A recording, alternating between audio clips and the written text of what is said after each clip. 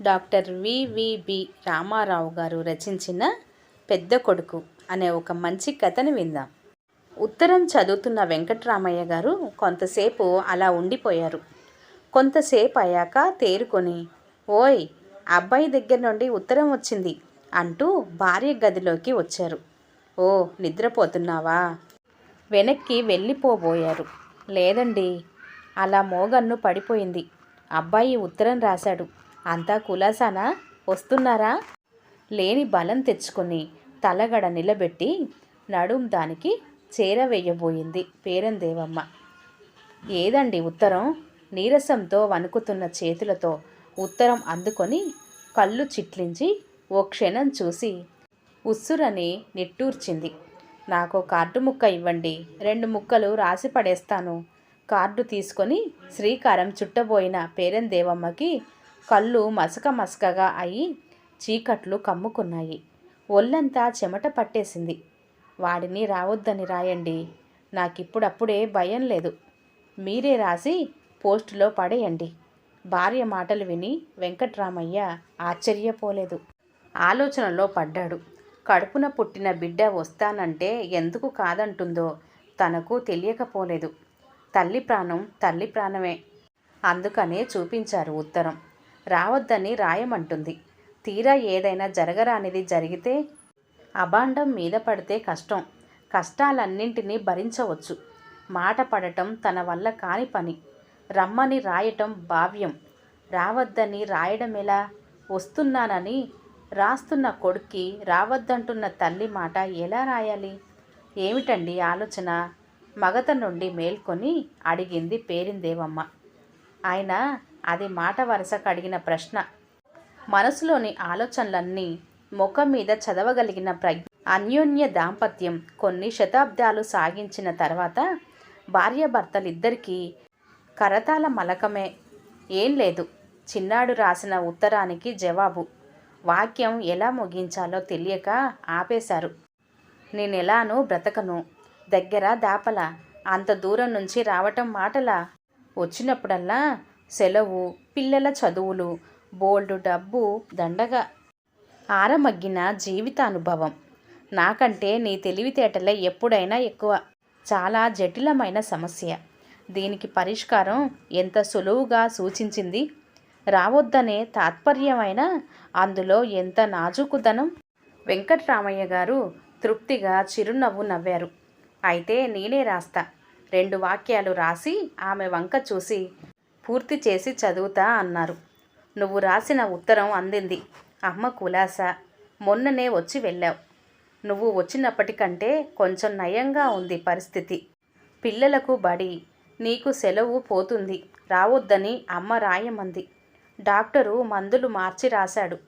పెద్ద ఆసుపత్రికి కూడా తీసుకెళ్ళాను. అదే వైద్యం కొనసాగించమని చెప్పారు. కోడలికి పిల్లలకి ఆశీస్సులు. రాసిన ఉత్తరం చదివి వినిపించారు వెంకట్రామయ్య గారు. మొదటి వాక్యమైనా వినకుండా నిద్ర మగతలోకి జారిపోయింది పేరిందేవమ్మ గారు.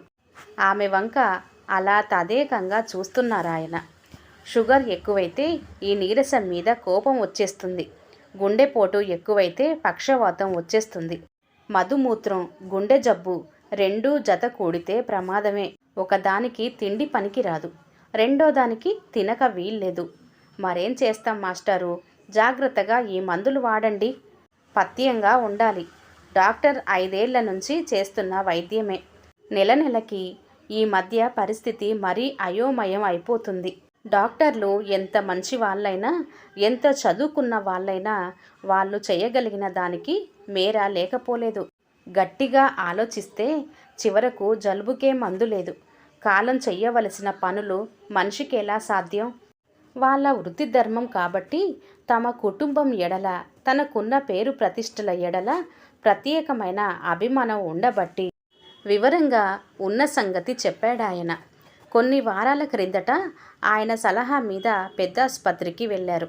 పరీక్షలన్నీ పకడ్బందీగా చేసి జాగ్రత్తగా ఉండాలన్నారు. అయితే వాటి వల్ల వెంకట్రామయ్య గారిలో ఒక రకమైన ఆశ కలగటం ప్రారంభించింది. పేరిందేవమ్మ మాత్రం తను మళ్ళీ ఇంత చేసుకు తినగలననే నమ్మకం పోయింది. అలా అలా మంచం ఎక్కినావిడ 3 నెలల్లో 2 సార్లు సరి అనిపించేసింది. పెద్దబ్బాయి కోడలు పిల్లలు 2 సార్లు చూసి వెళ్ళారు. రెండో అబ్బాయి వాళ్ళు వచ్చి ఓ నెల రోజులున్నారు. కొంచెం కులాసాగా ఉన్నాక తనే వెళ్ళమని పంపించేసింది. పెద్దబ్బాయి దగ్గర నుంచి ఉత్తరం వచ్చిందనుకొని లేని బలం తెచ్చుకొని కూర్చుంది. దస్తూరి చూడగానే గుండెల్లో రాయి పడింది పేరిందేవమ్మకి. ఆయన ముఖం చూస్తే జాలి కలుగుతుంది. 2 పిల్లల్ని ఎలా సాకింది తల్లిగా తనకు తెలుసు. ఇద్దరి ఎడల ప్రేమ ఉన్న పెద్దాడి మీద ఆయన ప్రత్యేకమైన ప్రేమ చూపిస్తే తనేమనుకుంటుందోనని ఆయన మనసులో మెర. చిన్నబ్బాయి మీద ఆయన ఆపేక్ష చూపించాలని ప్రయత్నం చేస్తున్నారని ఆవిడకి తెలుసు. అబ్బాయి ఉత్తరం రాశాడు అని చెప్పడంలో భావం నీ కొడుకు రాశాడోయ్ అని. తన కొడుకు దగ్గర నుంచి ఉత్తరం వచ్చిందని చెబితే తన చిన్న కొడుకు వస్తున్నాడని, తను కొండెక్కినంత సంతోషం పొందుతుందని ఆయన ఉద్దేశం. పాపం ఈయన కష్టాల్లోంచి ఎలా బయటపడతారో. నాకే వాడి మీద కంటే పెద్దాడి మీదే మమకారం ఎక్కువని ఈయన్ను నమ్మించటం ఎలా? అబద్ధాలాడటానికి, కళ్ళబొల్లి కబుర్లు చెప్పడానికి కల కావాలి. వీటిని నమ్మనట్టు సూటిగా చెప్పిన నిజాన్ని ఎవరూ సులువుగా నమ్మరు. ఆలోచన అలసటతో నిద్ర ముంచుకొచ్చింది పేరిందేవమ్మకి. పెద్దాడిని పిలిచి ఓ 2 నెలలు ఉండమంటే బాగున్ను. ఆ రోజు 10వ మనసులో అనుకున్నారు వెంకట్రామయ్య గారు. వాడొస్తే కొండంత బలం వచ్చినట్టుంటుంది. వాడే తన బాధ్యతలను పంచుకోగల మనిషి. కానీ అలా తొందరపడకూడదు. పాపం నేడో రేపో అని ఉన్న మనిషి దానికి కష్టం కలిగించకూడదు. నా విధిని నేను నిర్వర్తించాలి. ఒక భార్యను చిన్న వయసులోనే సాగనంపిన వాడిని. నేనెటు రాటుదేలిపోయాను. కంటిలోనికి రాని కన్నీళ్లు గుండెలోనే ఆవిరై ఉస్సురని నిట్టూర్చారాయన. కడుపు తీపి తనకు తెలియనిది కాదు. పెద్దాడు దాని కొడుకు కాదు. చిన్నాడు ఇద్దరికీ కొడుకు. చిన్నాడు వస్తాడంటే లేచి కూర్చుంటుందనుకున్నాడు. కానీ వద్దని రాయమంది. వాడి మనసు నొప్పించకుండా ఎలా రాయాలో సూచన కూడా చేసింది. ఆలోచిస్తున్న కొద్దీ పరిస్థితి వింతగా తోస్తుంది. చిన్నబ్బాయి రాసిన జవాబు పోస్టు చేయడానికి బయలుదేరారు వెంకట్రామయ్య గారు.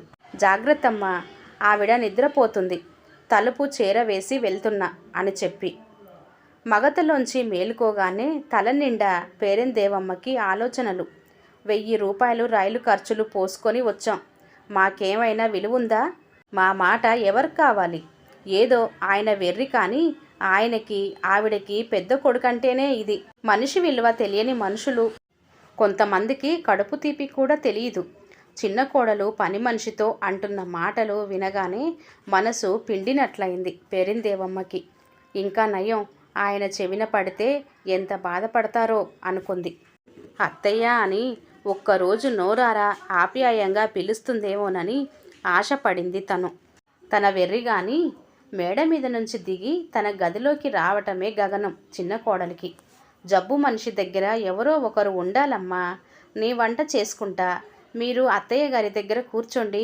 వాళ్ళు వచ్చిన 2వ రోజు అంది బతిమాలుతూ వంట మనిషి. జబ్బు మనిషి దగ్గర కూర్చుంటే ఆయన సంగతి పిల్లల సంగతి ఎవరు చూసుకుంటారు? మందులు ఇవ్వాల్సి వచ్చినప్పుడు పిలిస్తే వచ్చి ఇస్తాను కసురుకుంది చిన్న కోడలు. మేడ ఎక్కటం మానేసి చాలా రోజులైంది పేరందేవమ్మ. రక్తపు పోటు ఎక్కువగా ఉందని, మధుమూత్రం వల్ల గుండె చెడిపోయిందని డాక్టర్ చెప్పగానే తనకు చేతనైనంత వరకు జాగ్రత్తగానే ఉంటుంది. ఇంటికి కాపలాగైనా ఉంటాను. కింద గదిలో ఉంటేనే నాకు బాగుంది అంది భర్తతో. చిన్న కోడలు వైశాలి మనసులో కలత రేపుతుంది. ఆయన బయటకేమని ఏం లాభం? కడుపు చించుకుంటే కాళ్ళ మీద పడుతుంది. పిల్లలకి ఆయనకి కూడా ఇడ్లీ లేకపోతే వీల్లేదు. పొద్దున్న సాంబారు ఇడ్లీ లేకపోతే మొఖాలు కడుక్కోరు తండ్రి పిల్లలు. సాయంకాలం పూరీ కూర తప్పదు మా ఇంట్లో. వచ్చిన 2వ రోజు నుంచి ఊపిరాడని పని అప్పజెప్పేసింది వంటావిడకి. 4 రోజులు చూసి భార్యను వెంకట్రామయ్య గారు అడిగారు. అబ్బాయి అసలు కిందికి దిగడమే లేదు, ఒంట్లో బాగోలేదా అని. వెళ్ళి చూడండి అనాలన్నంత విసుగు వేసింది పేరందేవమ్మకి. కానీ కొడుకు మీద కోపం, కోడలి మీద విసుర్లు, భర్త మీద చూపించటం అవివేకం అనుకుంది. నేను కనుక్కుంటా కోడల్ని అనేసింది. మేడ మెట్ల దగ్గరకొచ్చి కోడల్ని పిలిచింది. కోడలైతే పలికింది గాని కిందికొచ్చింది మనవరాలే. తల్లి దా కూర్చో. 8 ఏళ్ల పిల్ల పంజాబీ డ్రెస్సు వంకే చూసుకుంటూ గదిలోకొచ్చింది. మా ఊరు బాగుందా, మీ ఊరు బాగుందా? పాప చెక్కిళ్ళు గోముగా రాస్తూ అడిగింది పేరిందేవమ్మ. మా ఊరే బాగుంది. అక్కడైతే ఎంచక్క టీవీ ఉంది. చీ, ఇదేం ఊరు? ఇక్కడ కరెంటు ఉండనే ఉండదు. గడియ గడియకి పోవటమే. మా ఇంటి పక్కన పిల్లలు మేము ఎంతో బాగా ఆడుకుంటాం. మజాగా ఉంటుంది. స్కూల్ పోతుందని అమ్మ ఏమైనా అంటుందా? రోజు చదువుకోమంటుంది. ఏం చదవం? పుస్తకాలన్నీ అక్కడే వదిలి వచ్చా. 2 రోజుల్లో తిరిగొచ్చేద్దాం అన్నారు నాన్నగారు. అడిగిన దానికి సమాధానం అయితే చెబుతుంది కానీ మా అమ్మ అనైనా పిలవలేదు. చిన్నది మనసు కలుక్కుమంది పేరిందేవమ్మకి. పెద్ద కొడుకు పిల్లలైతే క్షణం వదలరు. ఇద్దరు రామలక్ష్మణ్లా తన దగ్గరే తిరుగులాడుతారు. మేమిక్కడే చదువుకుంటాం మా అమ్మ అని తన గదిలోనే తను పొమ్మనే వరకు ఆడుకుంటారు.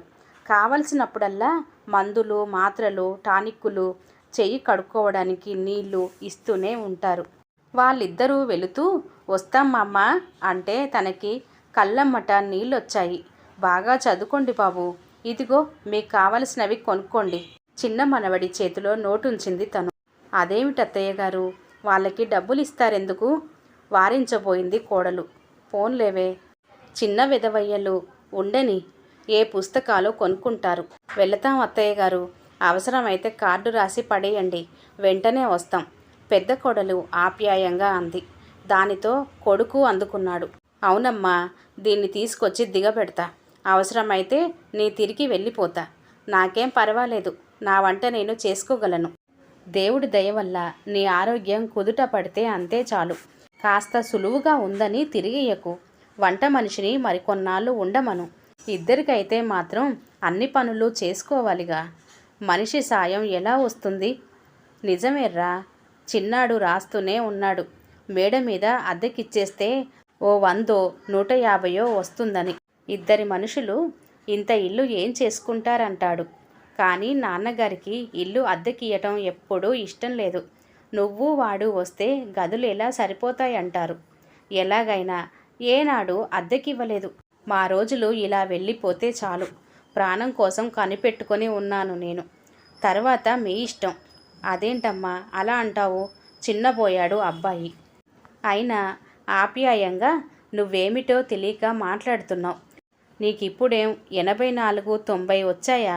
ఆ ఎదురింటావిడ చూడు, 90 ఏళ్ళు ఉండి తన చేత్తో చేసుకున్న పేలాలు, చెకోడీలు కరకర నమిలి తింటుంది. ఇకపోతే బ్లడ్ ప్రెషర్లు అవి ఈ రోజుల్లో 100కి 60 మందికి ఉండేవే. మరో కొన్నాళ్ళుంటే బాగుంటుందేమోరా అనాలని నాలుక చివరికొచ్చినా ఆ మాటలు ఆవిడంటే బాగుంటుందని భార్య వంక చూశారు వెంకట్రామయ్య గారు. బాబు, నువ్వొచ్చి 1 నెల రోజులయ్యింది. కోడలు చేత చేయించుకుంటూ ఉంటే ఇలా ఎన్నాళ్ళైనా చేయించుకోవాలనే ఉంటుంది. అక్కడ పిల్లల చదువులు పోతున్నాయి. ఏదో ఈ మాత్రంగా లేస్తున్నాను కదా. ఇంకెన్నాళ్ళుంటారు? వెళ్ళండి. అవసరమైతే నాన్నగారు రాస్తారు. పేరిందేవమ్మ ఉత్సాహంగా మాట్లాడింది. అవసరం అంటే ఇదే కదమ్మా. మరీ సెలవన్నది ఎందుకుంది? నీ ఆరోగ్యం బాగా మెరుగయ్యే వరకు ఉంటే మంచిదనే నా ఉద్దేశం. పిల్లల చదువులకేం పెద్ద చదువులు కావుగా. ఇంట్లో మాస్టారిని ఎలానో పెట్టావు, ఆయనే చూసుకుంటాడు. వెంకట్రామయ్య గారు కలగజేసుకోవలసిన సమయం వచ్చిందని అన్నారు. నిజమేనే, మరో 2 వారాలుంటే మంచిది. ఏమంటావ్? బాగుందండి. ఆడపిల్లలు లేని నాకు కూతురిలా చేస్తుంది ఈ కోడలు. వాళ్ళుండగలిగితే అంతకంటే కావలసిందేముంది? అయినా మన స్వార్థం మనం చూసుకోవటం అంత బాగుండదు. అమ్మా, నువ్వు ఆ మాటనకు. నీ చేత పుట్టిన దగ్గర నుంచి చేయించుకున్నావు. ఓ వారమో నెలో ఇక్కడ నీకు చేస్తే మనుషులం అరిగిపోతామా? పోనీ దీన్ని వదిలి నేను వెళతాను. తనకిప్పుడు ఒంట్లో బాగా మెరుగ్గా ఉందని, వాళ్ళ అవసరం అంతగా లేదని, పని మనిషి వంట మనుషుల సాయంలో కాలక్షేపం చేయగలనని పెద్ద కొడుకును కోడలను నమ్మించేసరికి చాలా శ్రమ పడవలసి వచ్చింది పేరిందేవమ్మకి. పెద్దాడు వెళుతూ 500 ఇచ్చాడే ఆనందంగా చెప్పారు భార్యతో. ఇస్తాడని నాకు తెలుసు. వాడి మనసు అలాంటిది. కళ్ళు తుడుచుకుందావిడ. ఎందుకా కంటతడి? ఏం లేదు. బయటకు కారణం చెప్పకపోయినా తనలో తనే చర్చించుకుంది పేరందేవమ్మ. కన్నీళ్ళెందుకో, నా కొడుకు ఉన్నాడు. రక్తం పంచుకొని కడుపు చీల్చుకొని పుట్టినవాడు. వాడు ప్రేమించి పెళ్లి చేసుకుని ఇంటికి తీసుకొచ్చిన కోడలు ఉంది. ఒంట్లో బాగోలేదని రాస్తే వచ్చి ఏదో హోటల్లో విహారానికి వచ్చినట్టు మేడ దిగకుండా 2 పూటల టిఫిన్లు, కాఫీలు, పాలు, బోర్నవిటాలు ఇలా అన్నీ మేడ మీదకే సరఫరా చెయ్యాలి. ఆయనకొచ్చే పెన్షన్ చూస్తే 500. ఇన్ని కొంటున్నారు. ఎలా వస్తున్నాయని వాళ్ళెవరైనా అడిగారా? కోడలైతే కొత్త పిల్ల. కొడుకు తెలియని నిక్షేపాలేం లేవు కదా. వాడైనా అడగొద్దు. పోనీ డబ్బు మాట దేవుడెరుగు. ఆప్యాయంగా ఎప్పుడైనా కోడలు పలకరించదు. కొడుకు సరే సరే. వాడికి 1500 జీతం అని సంబరపడాల్సిందే. ఇదిగో ఈ 100 అని ఒక్కసారి ఇవ్వడు. పైగా కోడలు మెడలో తను చేయించి వేసిన గొలుసు ఏమైందంటే జవాబు చెప్పడు. ఉసూరుమంది మనస్సు. చిన్నబ్బాయి వచ్చిన 2 వారాల్లో మరో 500 ఖర్చయింది. కొడుకుతో డబ్బు విషయం చెప్పడానికి వెంకట్రామయ్య గారికి చిన్నతనం. డాక్టర్లకి, మందులకి గత 2-3 నెలల్లోనూ సుమారు 2000 అయిపోయింది. చిన్న కొడుకు వ్యవహారం తను నచ్చకపోయినా భార్య బాధపడుతుందేమోనని మెదలకుండా ఊరుకున్నారు. పోనీ జబ్బు మాట ఎలా ఉన్నా వచ్చినవాడు తనకు ఆసరాగా ఉండడం లేదు. ఇంట్లో ఉన్నంతసేపు మేడ లేకపోతే బయట ఎక్కడెక్కడో తిరిగి ఏ రాత్రికో ఇల్లు చేరటం. బయటకేమనడానికి మనస్కు అంగీకరించక లోపల బాధ దిగమింగుకోలేక విలవిల్లాడారు వెంకట్రామయ్య గారు. ఓ రోజు మెల్లగా భార్య దగ్గరకు వచ్చి ఎలా మొదలు పెట్టాలో తెలియక కాలు కాలిన పిల్లిల గదిలోంచి బయటకి, బయట నుంచి గదిలోకి తిరుగుతుంటే ఆయన చెప్పనవసరం లేకుండానే పేరిందేవమ్మకి విషయం అర్థమైపోయింది. బ్యాంకులో ఆఖరి 500 అయిపోయినట్లున్నాయి. ఆవిడే ప్రారంభించింది. పోన్లే, ఏం చేస్తాం, అవసరానికని ఉంచుకున్నదేగా. మనం ఇప్పుడు అనుకొని ఏం లాభం. చదువుకున్న వయసొచ్చిన చిన్నాడికి కష్టం తెలిసి రాలేదు. కారణం వాడికి మనం చేసిన ముద్దు. వాడు ఆడింది ఆట, పాడింది పాట. నా పేర వేసిన 1000 తీయండి. తర్వాత భగవంతుడిదే భారం. అది కాదే, ఆ డబ్బు తీయడం ఎందుకు? ఈ ఉంగరం ఎలానూ ఇరుకైపోయి చిరాకుగా ఉంది. పేరిందేవమ్మకి కళ్ళల్లో నీళ్లు తిరిగాయి. మొదటి జీతం అందుకొని బంగారం సులువుగా ఉన్న ఆ రోజుల్లో అరతులం ఉంగరం చేయించి తెచ్చాడు పెద్దాడు. అయితే తన వేలికి బాగా వదులైపోయింది. మీరు పెట్టుకోండి, మీ చేతికి చాలా బాగుంది. తనే అతని వేలికి తొడిగింది. అమ్మా, నేను నీకని తెచ్చినది నాన్నగారికి ఇచ్చేశావు. నీ ఆశీర్వాదం ఉంటే నీకు గాజులే చేయించి తెస్తానమ్మా అన్నాడు పెద్ద కొడుకు. నాకు గాజులు ఎందుకులేరా, కోడలి మెడలోకి ఓ 2 తులాల గొలుసు చేయించు అంది తను. ఆ ఉంగరం అమ్మేస్తే మరో 15 రోజులు గడుస్తాయి. కానీ వాడొచ్చి ఆయన వేలు చూస్తే బాధపడతాడు. అలా జరగకూడదు. పేరిందేవమ్మ అనునయంగా చెప్పింది. చూడండి, వాడు ఎంతో ఆప్యాయతతో చేయించింది. అది అమ్మేస్తానంటే వాడు బాధపడడు. చూడండి, చిన్నాడు ఉన్నాడు. మేడ దిగి అమ్మా ఎలా ఉందన్న మాటన్నా అడిగాడా? పైగా రాజులా అన్నీ చేయించుకుంటున్నాడు. మొక్కై వంగనిది మానై వంగుతుందా? నేనే ముద్దు చేశాను. నేనేమైనా అనుకుంటానని మీరు ముద్దు చేశారు. చివరికి వాడలా తయారయ్యాడు. చిన్నవాళ్ళు మనం సర్దుకుపోవాలి. 3 వారాలయ్యాక మరి ఉండబట్టలేదు పేరందేవమ్మకి. మెల్లగా మేడ మీదకెళ్ళింది. ఓ రాత్రి తన ముద్దుల కొడుకు మంచం మీద పడుకొని ఓ చేత్తో పుస్తకం పట్టుకొని చదువుతున్నాడు. రెండో చేతిలో 2 ఉన్నాయి. ఓ గ్లాసు, ఓ సిగరెట్టు. పక్క బల్ల మీద ఓ బుజ్జి మరచెంబులో నీళ్లు. కోడలు కుర్చీలో కూర్చొని చదువుకుంటుంది.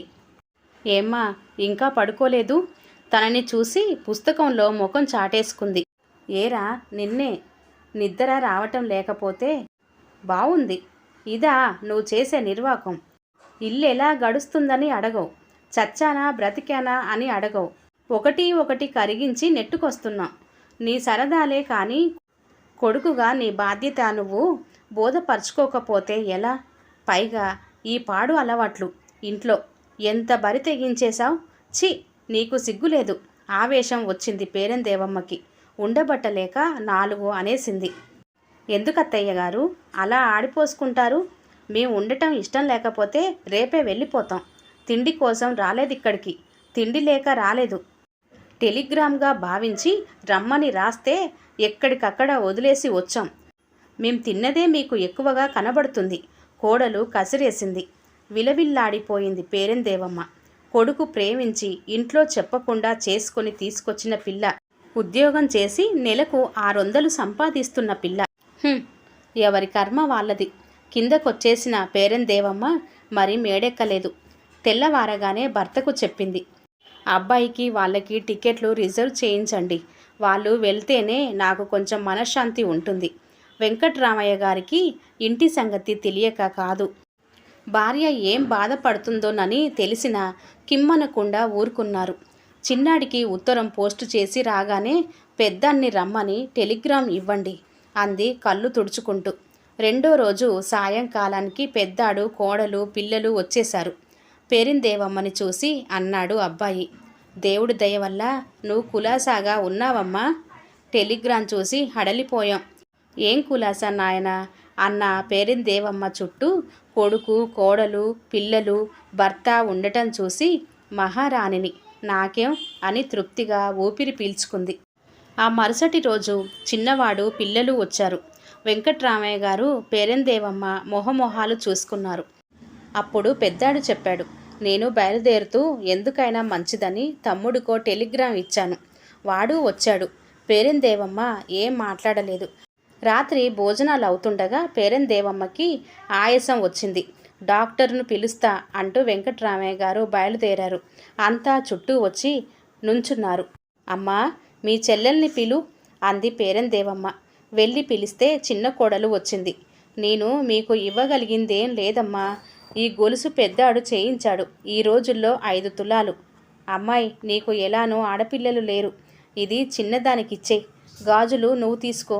వాడిది మిగిలిస్తే కూతురు పెళ్ళికి బాలతోడుగ్గా ఇవ్వొచ్చు. పెద్ద కోడలితోనే మాట్లాడుతుంది పేరందేవమ్మ. అదేమిటత్తయ్య గారు అలా మాట్లాడుతున్నారు? మీకేం ఆరోగ్యంగా ఉన్నారు. మీ ఆరోగ్యం ఇంకా బాగవుతుంది. నాది పూచి. బాగుంటుంది. వచ్చినప్పుడల్లా 1000 రూపాయలు పోసుకొని వస్తున్నాం. మరి మా వల్ల కాదు. చిన్న కోడలు మూతి ముడిచింది. పోన్లేండమ్మా, మరి రాకండి. ఒరే నాయనా, నీకు అన్నీ తెలుసు. ఆయన నేను చెబుతున్నాను. మీ అమ్మ పోలిక నీకు. జాలిగుండె. నాదో కోరిక. నేను నిన్ను కనకపోయినా నీకు నా మీద ఎంత అభిమానమో నాకు తెలుసు. నేను నిన్ను అడిగేది ఒక్కటే. నా తలకి కొరివి. ఏమిటమ్మా నిండు వాగాయిత్యం మాటలు? నువ్వు 10 కాలాల పాటు మాకు పెద్ద దిక్కుగా ఉండాలి. వాగాయిత్యం కాదు, నిజం. నీలాంటి కొడుకుంటే ఎన్నాళ్ళు బ్రతికినా ఆనందమే. కానీ చావు బతుకులు మన చేతుల్లో లేవు. నాన్నగారిని జాగ్రత్తగా చూసుకో. నేనేమైనా అనుకుంటానని మనసులో మాట బయటకు చెప్పరు. ఆయన మనసు మరీ సున్నితం. ఆవిడ గొంతు పూడుకుపోయింది. పెద్ద కొడుకును నువ్వు నాకు చెప్పాలా? నువ్వు నేను ఉండగా నాన్నగారికేమమ్మా, రాజులా ఉంటారు. తమ్ముడు మాత్రం ఏం చదువులేనివాడా, తెలియనివాడా? ఏదో చిన్నతనం. కళ్ళు తుడుచుకున్నాడు పెద్దబ్బాయి. తమ్ముడు అబ్బా, గుండె చేత్తో పట్టుకొని వెనక్కి వాలిపోయింది పేరందేవమ్మ. తమ్ముడేడి? మరదలిని అడిగాడు. సినిమాకెళ్ళారు. మరో కొడుకున్నాడన్న తలపైన ఉంది ఈవిడకి. మనసులేని మనుషులు. చిన్న కోడలు వ్యాఖ్యానించింది కసిగా. ఓయ్, అయిపోయింది. అలా పట్టుకో. తొందరగా మంచం మీద ప్రాణం పోకూడదు. పెద్ద కొడుకు కోడలు దింపుతుంటే తనకు తెలియకుండానే గొల్లుమంది చిన్న కోడలు కూడా.